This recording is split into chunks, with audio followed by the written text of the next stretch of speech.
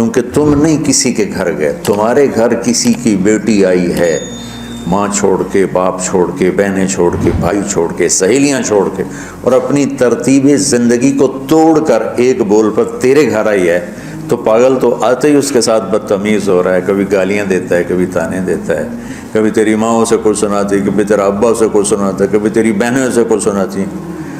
تو تو نے کھیتی کی راکھی کیا کرنی تھی، تو نے تو کھیتی کو آگ ہی لگا کے رکھ دی. تو یہ فصل کیسے دے گی؟ تو گندا دانہ اس میں سے نکلے گا. تو عورت کو اللہ تعالیٰ نے زمین سے تشبیہ دی، اور اس سے آنے والی اولاد کو کھیتی سے اللہ تعالیٰ نے تشبیہ دی. اور زمین سے کھیتی لینے کا ایک طریقہ ہے، ہل چلتا ہے، زمین نرم کی جاتی ہے، پانی لگتا ہے، پھر اسے اور نرم کیا جاتا ہے، پھر جڑی بوٹیوں کو صاف کیا جاتا ہے، اسے تیار کیا جاتا ہے، پھر اس میں دوبارہ ہل چلا کے بیج لگایا جاتا ہے، پھر اس بیج کی راکھی کی جاتی ہے، حفاظت کی جاتی ہے. جب وہ پانی مانگتا ہے پانی دیتے ہیں، چاہے رات کے 12 بجے بھی پانی کی ضرورت ہے وہ پانی پہنچ رہا ہوتا ہے. وہ کھاد مانگتا ہے کھاد دیتے ہیں، وہ گوڈی مانگتا ہے گوڈی دیتے ہیں. پھر اس میں گندی جھاڑیاں پیدا ہوتی ہیں تو ہم الگ مزدور لگا کر ان گندی جھاڑیوں کو نکالتے ہیں. اور اب سپرے آ گئے ہیں کہ سپرے کرو تو صرف وہ گندی جو بوٹیاں ہیں وہ مر جاتی ہیں، فصل کو کچھ نہیں ہوتا. میں آپ کے سامنے ایک نقشہ بیان کر رہا ہوں کہ اللہ تعالیٰ یہاں خاوند اور بیوی کی زندگی کو کس خوبصورت انداز میں بیان فرما رہا ہے. اعلیٰ فصل لینے کے لیے یہ سب کچھ کرنا پڑتا ہے. ذمہ داروں کے پاس عام طور پہ پیسہ نہیں ہوتا تو وہ جاتے ہیں جی کھاد چاہیے تھی، وہ کہتے ہیں 500 روپے ود لواں گے، کہتا جی لے لو، کھاد دے دو، میری فصل مر دی. تو پھر اسے سپرے کرنا ہوتا ہے تو اس کے پاس پیسے نہیں ہوتے، پھر وہ سپرے والے کے پاس جائے. یہ نہیں کہتا پیسے کو نہیں دفع کرو، آپ ہوندی تو ہوئے، نہیں ہوندی تو نہ ہوئے. ایسا پاگل کوئی ذمہ، چاہے 1 ایکڑ کا ہو چاہے 100 ایکڑ کا ہو. پھر وہ کہتا ہے جی کھاد چاہیے دیے، یوریا، وہ کہتا وہ سپرے کی دوا چاہیے، وہ ڈبے دے پیچھے 200 روپے زیادہ لواں گا. اچھا جی لے لے جی چلے کپا آ جاندی میں دے دوں گا. وہ ادھار پہ مہنگا سامان اٹھاتا ہے اور اس کی ضرورت کو پورا کرتا ہے. وہ گندم کو یہ نہیں کہتا، کپاس کو یہی نہیں کہتا میرے کو پیسہ کوئی نہیں، میں نہ تینوں پانی لا سکنا، نہ کھاد دے سکنا، نہ سپرے کر سکنا. تو پھر مکھیاں ہی مارے گا، روٹی تو کوئی نہیں لبنی. عورت کی زمین میں محبت کا حل چلاؤ، اپنے رات کے آنسوؤں سے اس کو پانی لگاؤ، اپنے اخلاق کے ذریعے سے اس میں بیج ڈالو، پھر اس کو عزت دے کر، احترام دے کر اس فصل کی آبیاری کرو، اس کو اوپر چڑھاؤ. اس میں جو گندی جھاڑیاں ہو گئی، کبھی یہ ادھر سے گندا آئے گا، کبھی ادھر سے گندگی آئے گی، کبھی ساس کی طرف سے، کبھی سسر کی طرف سے، کبھی بہنوں کی طرف سے، کبھی لڑکی کے ماں باپ کی طرف. بعض لڑکی کے ماں باپ ایسے بے وقوف ہوتے ہیں کہ اپنی بیٹیوں کا گھر اجاڑ دیتے ہیں. شادی کرنے کے بعد بھی بیٹی کو اپنے حکم پر چلانے کی کوشش کرتے ہیں تو خاوند کہاں برداشت کرتا ہے. شادی کے بعد بیوی پر ماں کا حق نہیں ہے، باپ کا حق نہیں ہونے کا مطلب ہے کہ پہلے اب خاوند کا حق ہے، پھر ماں باپ کا حق ہے. ماں کچھ کہے، خاوند کچھ کہے تو اس سے خاوند کی اطاعت کرنی ہے، ماں کی نہیں، ماں کی نہیں. لیکن کچھ والدین ایسے ہیں جو اپنے بیٹیوں کو برباد کر دیتے ہیں، پیچھے سے ڈوریں ہلا ہلا ہلا. ایسے کیسز چھوڑے ہیں. زیادہ جو مسئلہ ہے وہ سسرالی مسئلہ ہے. تو اس میں وہ جو گندی جھاڑیاں پیدا ہوتی ہیں نا، ان کو وہ سلیقے سے نکالتا رہے، نکالتا رہے، نکالتا رہے، نکالتا رہے، اور اس کی حفاظت کرتا رہے. یہ جو آموں کا باغ لگتا ہے نا تو چھوٹا ہوتا ہے، جب سردیاں آتی ہیں تو اس کو ہم کور کر دیتے ہیں. سارے پہلے اس کے اوپر چونے کا سپرے کرتے ہیں، چونے کا، کہ اس کے پتوں کے اوپر ایک تہ جم جائے، اور اس کے تنے پر بھی چونا لگاتے ہیں تاکہ ٹھنڈک اندر نہ جائے. پھر اس کو یوں کور کر دیتے ہیں کہ اندر سردی نہ جائے. اتنی حفاظت ایک چھوٹے سے پودے کی جاتی ہے، تب جا کر وہ پروان چڑھتا ہے. اور سب سے بڑا پودا انسان ہے، اور سب سے قیمتی دھرتی ماں ہے، اور سب سے قیمتی رشتہ خاوند اور بیوی ہے. اور آج کے خاوند بیوی کو ماں کی گالیاں نکال رہے، بہنوں کی گالیاں نکال رہے، جیسے وہ خرید کے کسی لونڈی کو خرید کے لے. کسی کی بیٹی ہے تو کھیتی، تم لوگ دورے والے اب جا رہے ہو، تمہاری شادیاں ہو گئی، تو اللہ کے واسطے بچوں بدتمیز نہ بننا اپنی بیویوں کے ساتھ. یاد رکھنا میری باتوں کو. وہ جو گیت تم نے سنا نہیں میری عمر بھر کا ریاض تھا. میرے درد کی تھی وہ داستان جسے تم ہنسی میں اڑا گئے. کہیں ایسا نہ کر دینا میری باتوں کا. اگر اپنی زندگی کو خوبصورت دیکھنا چاہتے ہو، عالیشان دیکھنا چاہتے ہو، اپنے اخلاق اچھے کر لو. چونکہ بیوی کی بات ہو رہی ہے، ورنہ ہر رشتے میں اسی کی ضرورت. ماں کا رشتہ ہے، محبت دینی پڑے گی. باپ کا رشتہ ہے، محبت دینی پڑے گی. بہنوں کا رشتہ ہے، بھائیوں کا رشتہ ہے، اولاد کا رشتہ ہے. اگر اولاد پر ہی ڈنڈے برساؤ گے تو تم سے متنفر ہو جائیں گے. میرے نبی نے کبھی یوں اپنے نواسوں کو ٹچ بھی نہیں کیا تھا، ایسے بھی نہیں کیا تھا. وہ روزانہ جا کے ان کو ملتے، سینے سے لگاتے، اپنی نسبتوں کو منتقل کیا حسنین کی طرف. واضح نصیحت نہیں کی.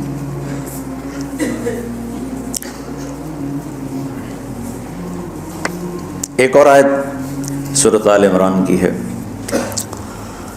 یہ سارے دین کی روح ہے اور یہ دین کا مرکزی نقطہ ہے. مرکزی نقطہ جیسے گاڑی ہوتی ہے نا، اس کا بیلنس کیا جاتا ہے تو پھر وہ صحیح چلتی ہے. اس کا ایک نقطہ ہوتا ہے، اس پر آ کر چاروں ٹائروں کو ایک جیسے زاویے پر جمع کرنا ہوتا ہے، پھر وہ صحیح چلتی. اگر وہ بیلنس آؤٹ ہو جائے تو وہ سوزوکی ہو یا لینڈ کروزر ہو، وہ سیدھی نہیں چلے گی. کبھی یوں ہو جائے گی، کبھی یوں ہو جائے گی، کبھی یوں. وہ خود بھی تھکے گی اور مسافر کو بھی تھکائے گی. تو ہر چیز کا سینٹر پوائنٹ جب صحیح ہوتا ہے تو وہ چیز صحیح چلتی ہے. اسلام کا جو مرکزی نقطہ اور پوائنٹ ہے وہ نرمی ہے، شدت نہیں. وہ نرمی ہے. وہ عبادات اور باقی ساری چیزیں اپنی اپنی جگہ پر، لیکن ان سب کو جوڑنے والی جو چیز ہے وہ نرمی ہے. یہ میں نے کہاں سے لیا؟ میں ایک دفعہ جا رہا تھا پاناما، تو سورہ کہف کو دیکھ کے پڑھ رہا تھا. ویسے مجھے یاد ہے میں دیکھ کے پڑھ رہا تھا. تو جب میں وَلْيَتَلَطَّفْ پر پہنچا تو حاشیے میں لکھا تھا نصف القرآن. تو میں ایسی تھوڑی دیر سوچ میں پڑا کہ یہ اللہ تو قادر ہے، یہاں کوئی لفظ لا سکتے تھے اللہ تعالیٰ، یہ کیوں لائے وَلْيَتَلَطَّفْ؟ حد سے زیادہ نرمی کا معاملہ کرنا. وہ جو روٹی لینے میں گیا ترکی میں، ترسوس ایک جگہ ہے جہاں اردن والے بھی دعویٰ کرتے ہیں کہ یہاں تھے اصحاب کہف، میں نے وہ بھی دیکھا ہے. اور ترکی والے بھی کہتے ہیں، میں نے وہ بھی دیکھا ہے. تو ترکی والا قرآن کی تعبیر سے زیادہ جوڑ کھاتا ہے، اردن والا جوڑ نہیں کھاتا ہے. تو اس کا وَلْيَتَلَطَّفْ، اے بھائی کوئی بھاؤ تاؤ کے چکر میں نہ پڑنا، بڑی نرمی سے پیار محبت سے روٹی لے کے آجا، بھوک لگی. اور صیغہ مبالغے کا ہے، تلطف، تفاعل، مبالغہ اور تکلف. تو تمہارے اندر اگر سختی ہے پھر بھی تم با تکلف نرمی کرو. تمہارے اندر شدت ہے پھر بھی اپنے اوپر نرمی طاری کرو. تو یہاں سے مجھے یہ بات سمجھ میں آئی کہ پوری شریعت کا سینٹر پوائنٹ قرآن ہے اور قرآن کا سینٹر پوائنٹ نرمی ہے. وَلْيَتَلَطَّفْ. اب ہمارے ڈانٹ ڈپٹ کو بزرگی سمجھا جاتا، ڈانٹ ڈپٹ کو تربیت سمجھا جاتا. استاد شاگرد کو ڈانٹ رہے ہیں، پیر مریدوں کو ڈانٹ رہے ہیں، امیر مامور کو ڈانٹ رہے ہیں، والدین اولاد کو ڈانٹ رہے ہیں. اور میرا اللہ کرا نرمی.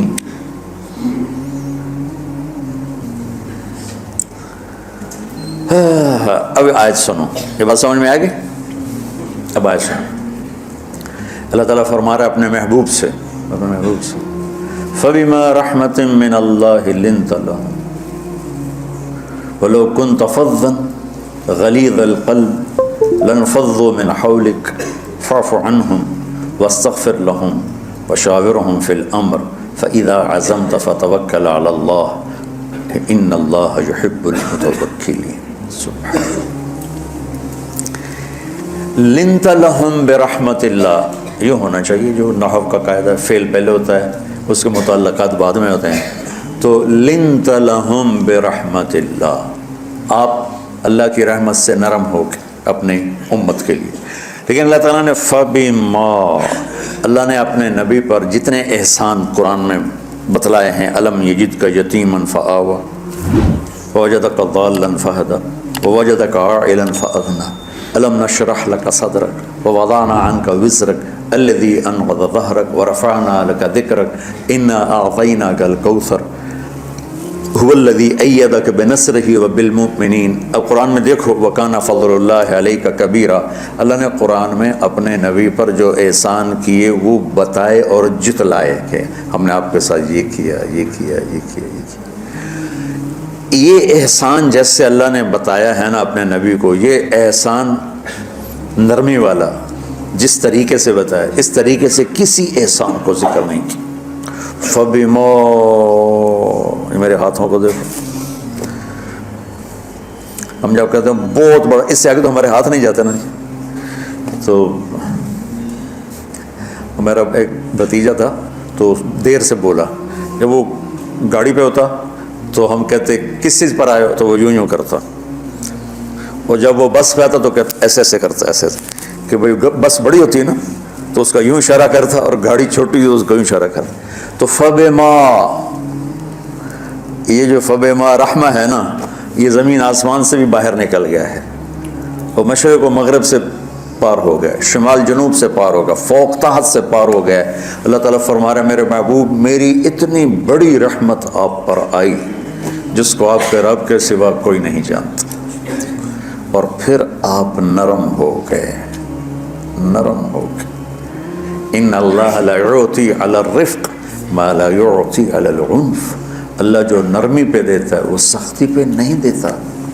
لو کان الرفق خلقا لما رأى الناس خلقا احسن منه، نرمی کی کوئی شکل ہوتی تو اس سے حسین کائنات میں کوئی شکل نہ ہوتی، جنت کی حور سے بھی اعلیٰ شکل ہوتی.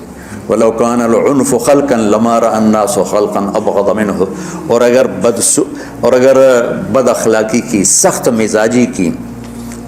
مزاجی کی کوئی شکل ہوتی تو شیطان سے بھی زیادہ خوفناک ہوتی. امام اسماعیل رحمۃ اللہ علیہ بڑے علامہ گزرے ہیں اور قرآن کی بڑی خدمت کی ہے لغت کے لحاظ سے، تھے انتہائی بدصورت، کولا سیاہ اور حبشی ٹائپ. کہنے لگے زندگی میں کبھی دھوکہ نہیں کھایا سوائے ایک دفعہ ایک لڑکی نے مجھے ایسا بیوقوف بنایا کہ میرے چوتھا طبق روشن کر دیے کہ میں جا رہا تھا تو ایک خوبصورت لڑکی نے مجھے مسکرا کے اشارہ کیا. کہنے لگے بھائی کوئی میرے اوپر بھی عاشق ہے، تو میں اس کے پیچھے چل پڑا، وہ آگے آگے میں پیچھے پیچھے، وہ آگے آگے میں پیچھے پیچھے. بازاروں میں چلتے چلتے ایک مصور کی دکان پہ پہنچے تو اس نے مصور سے یوں اشارہ کیا اور آگے چلی گئی. وہ آگے چلی گئی تو میں حیران ہو گیا. بھی میں نے کہا بھائی یہ کیا چکر ہے؟ کہا جی یہ بچی کل میرے پاس آئی تھی کہ مجھے شیطان کی فوٹو بنا کے دو.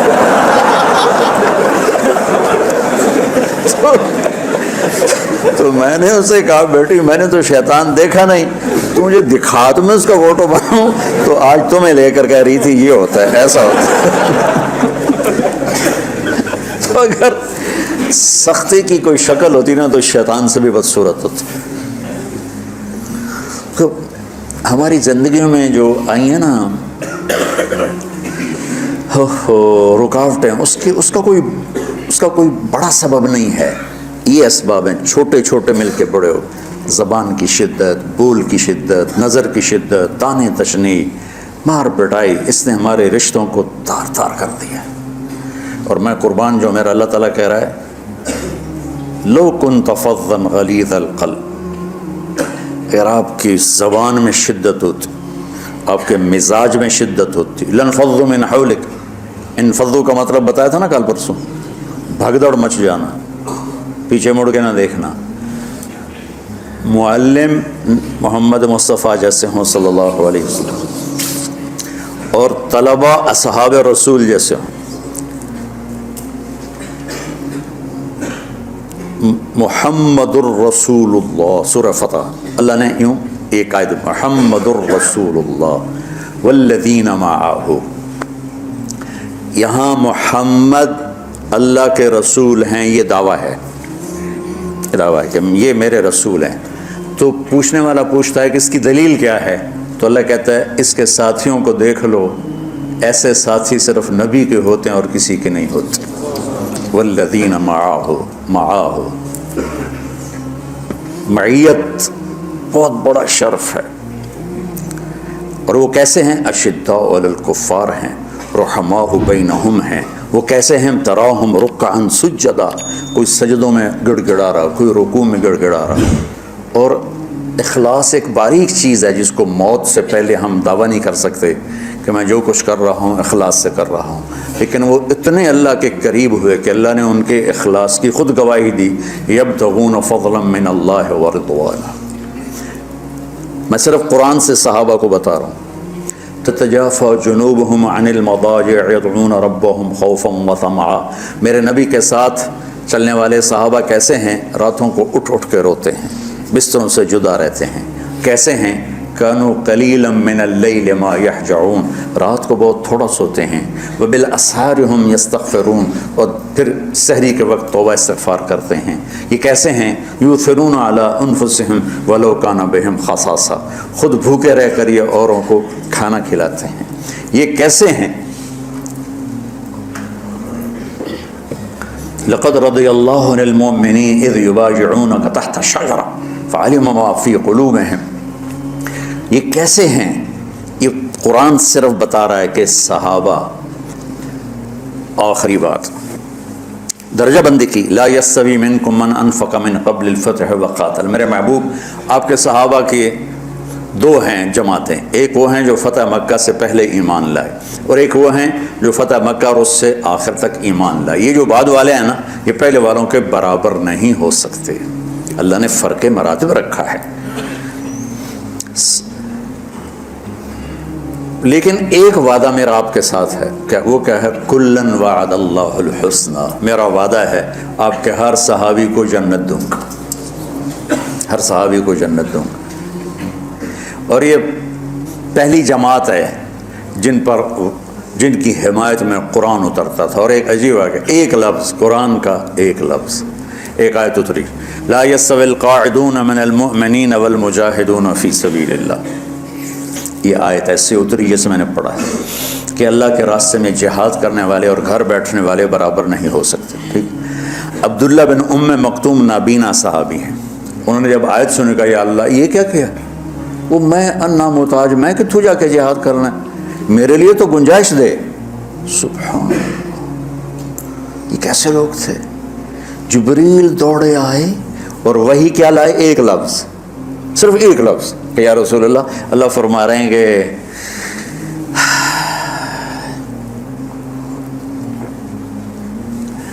کیا ہے؟ عبس وتولی اذ جاءہ الاعمى.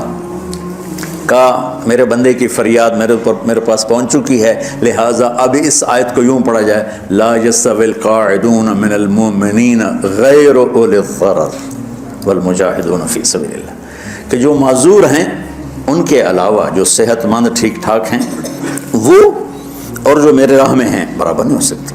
تو عبداللہ بن ام مکتوم کی فریاد پر قرآن کا ایک لفظ ہے، اور خولہ کی فریاد پر آیات بارش کے قطروں کی طرح. قد سمع اللہ قول التی تجادلک فی زوجہا وتشتکی الی اللہ واللہ یسمع تحاورکما ان اللہ سمیع بصیر. الذین یظاہرون منکم من نسائہم ما ہن امہاتہم ان امہاتہم الا اللہ ولدنہم وانہم لیقولون منکرا من القول وزورا. یہ پھر آگے بھی چلتی ہیں. ایک دیہاتی عورت کی فریاد نے عرش ہلا دیا اور قرآن اترا. یہ لوگ تھوڑا اور سنا دو تاکہ آپ کو خولہ کا پتہ چلے. خولہ کیا چیز ہے؟ انصاری عورت ہے. ہاں مان لے یہ ایک عورت ہے، خامن نے غصے میں طلاق دے دی. طلاق تھی زہار، تو میرے لیے میری ماں کی طرح ہے. اس طلاق کے بعد رجوع ہو ہی نہیں سکتا تھا. 3 طلاق میں تو رجوع ہو جاتا نا کہ کسی اور جگہ شادی ہو جائے، وہاں سے طلاق ہو جائے، واپسی. لیکن اس میں رجوع ایسا ہی ہے شیخ، ایسا ہی ہے نا. اس میں دوبارہ اگر اس کی شادی ہو جائے اور پھر وہاں سے وہ فارغ ہو کر اس سے شادی نہیں ہو سکتی. یہ اس زمانے کا رواج تھا. اب یہ ان کی عمر گزر گئی تھی، یہ بھاگی بھاگی اللہ کے نبی کے پاس ہے. یا رسول اللہ میرے خامن اوس بن مالک نے زہار کر دیا، اوس بن صامت نے مجھ سے زہار کر دیا، تو کیا فتویٰ ہے؟ آپ نے کہا حرمتی علیہ، بیٹی تو حرام ہو گئی. بولیں گے یا رسول اللہ اکل مالی وافنا شبابی، جوانی میری ڈھل گئی، مال میرا کھا گیا وہ، تو میں کہاں جا کے بیٹھوں؟ ماں باپ میرے نہیں ہیں. آپ نے کہا حرمت علیہ، تو اس پہ حرام ہو گیا۔ پھر اس نے کہا یا رسول اللہ میرا کیا بنے گا؟ تو آپ چپ ہو گئے؟ کہ جب وہ مانتی نہیں تو کیا کرو، آپ چپ ہو گئے۔ حضرت عائشہ رضی اللہ تعالیٰ آپ کو کنگھی کر رہی تھی۔ جب اس نے دیکھا اللہ کے نبی نے جواب دینا چھوڑ دیا ہے، کہا چلے ٹھیک ہے میں اپنے رب سے بات کرتی ہوں۔ اس نے وہیں بیٹھے بیٹھے ہاتھ اٹھایا، اے اللہ ان لی منہ صبیۃ صغار، اے میرے رب میرے چھوٹے چھوٹے بچے، ان ضممتہم الی فجعوا وان ضممتم الیہ فضاعوا، میرے رب میرے چھوٹے چھوٹے بچے، عمر میری ڈھل گئی، میری دوسری شادی نہیں ہو سکتی، ان بچوں کو میں اپنے پاس رکھوں تو ان کو روٹی کہاں سے کھلاؤں؟ یہ بھوکے مریں گے۔ خامند کے پاس چھوڑ کے چلے جاؤں تو وہ بھی کمزور ہو چکا ہے، یہ ان کی تربیت کون کرے گا؟ یہ تو برباد ہو جائیں گے۔ اب اس کی دعا سنو، یا اللہ اپنے نبی کی زبان پر میرے حق میں فیصلہ دے۔ یہ نہیں کہا کہ تو اپنی شریعت کا فیصلہ سنا، کہ اللہ میرے حق میں دینا ہے فیصلہ۔ اور اللہ تعالیٰ کا قرآن آ گیا، ہاں خولا ہم نے اپنے رحمت کے طفیل تیرے حق میں فیصلہ دے دیا۔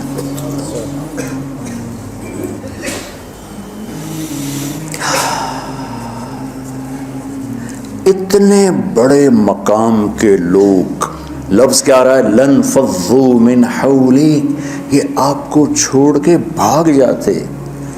سختی اتنی بڑی بلا ہے کہ اتنے دھرتی نے کسی نبی کے ایسے ساتھی نہ دیکھے نہ دیکھے، اور ایسے عظیم انسان دنیا میں نہ آئیں گے۔ انبیاء کے بعد عظیم ترین انسانوں کا ٹولہ، لیکن وہ بشر تھے، ان سے خطائیں ہوئیں، ان سے گناہ ہوئے، پر اللہ نے کہا جاؤ ہم نے معاف کر دیا، کلا وعد اللہ الحسنی، جاؤ سب کے لیے جنت ہے۔ تو میرا اللہ کہہ رہا ہے میرے محبوب، اور اب تھوڑے سے احادیث سے سن لو۔ آپ نے کہا ابو بکر جنتی، عمر جنتی، عثمان جنتی، علی جنتی، طلحہ جنتی، زبیر جنتی، سعد بن ابی وقاص جنتی، عبد الرحمن بن عوف جنتی، ابو عبیدہ بن جراح جنتی، سعید بن زید جنتی۔ ایسا بلال جب جنت میں جاتا ہوں تیرے پاؤں کی آہٹ اپنے آگے آگے سنتا ہوں۔ جس نے جنتی عورت کو دیکھنا ہو ام رومان کو دیکھ لے۔ بڑے بڑا مناقب صحابہ اٹھا کے دیکھو، میرا ایک امتی آئے گا جنت کے دروازوں پر تو 8 دروازے کھل کے کہیں گے مرحبا ادھر آ جائیں، ادھر ادھر۔ سلمان فارسی ایسے ہوئے، یا رسول اللہ کون ہے یہ؟ تو آپ نے کہا یہ بیٹھا ہے ابو بکر، اس کو جنت کے 8 دروازے پکاریں گے۔ عمر ایک محل دیکھا بہت عالیشان، میں سمجھا میرا ہے، جب جانے لگا تو فرشتے نے کہا آپ کے غلام عمر بن خطاب کا ہے۔ عثمان جنت میں ہر نبی کا رفیق ہے، میرا رفیق تو ہے۔ پھر حضرت علی کا ہاتھ پکڑ کے کرتے یہاں لگا لیا، علی تو بھی خوش ہو جا، جنت میں تیرا گھر میرے گھر کے سامنے ہے۔ طلحہ زبیر، ہر جنتی کا ایک خادم، میرے 2 خادم طلحہ اور زبیر۔ تو اس ایک لائن لگی پڑی ہے، اور میرا اللہ کہہ رہا ہے میرے محبوب اگر آپ کے مزاج میں شدت ہوتی تو ایسے عظیم الشان لوگ آپ کو چھوڑ کے بھاگ جاتے۔ بچو کیا کرو، سنا کے بھی تھک گیا ہوں۔ ایک بلبل ہے کہ ہے محو ترنم اب تک، اس کے سینے میں ہے نغموں کا تلا تم اب تک، قید موسم سے طبیعت رہی آزاد اس کی، کاش گلشن میں کوئی سمجھے فریاد اس کی۔ میں تو پچھلے 20 سال سے فریاد کر رہا ہوں، او بھائیو نرمی اختیار کرو، محبتیں اختیار کرو، نفرت ہو، اختلاف کرو نفرت تو نہ کرو۔ بیوی سے اختلاف ہو گیا ہے تو نفرت تو نہ کرو، بیوی کو خامن سے ہو گیا نفرت تو نہ کرو، بہن بھائیوں میں ہو جاتی اونچ نہیں، نفرت ہے تو نہ کرو، سلام دعا ختم۔ تو آپ فارغ ہونے والے ہو، یہ اسباق یاد رکھو گے تو آپ ہی کو فائدہ ہوگا انشاءاللہ۔ پھر جہاں جاؤ گے گلاب کے پھول کی طرح مہکو گے۔ چمن میں بہت سے پھول ہوتے ہیں، لیکن جہاں گلاب کھلا ہوتا ہے سب کی نظر وہیں جا کر ٹکتی۔ تو اگر میں نے یہ اخلاق بنا لی، یہ نرمی اپنے اندر پیدا کر لی، تو اللہ کی قسم گلاب کے پھول کی طرح مہکو گے بھی صحیح، اور پرکشش بھی ہوگی، جاذبیت بھی ہوگی۔ شکلوں کی کشش چند دنوں کے بعد ختم ہو جاتی، اخلاق کی کشش موت تک باقی رہتی۔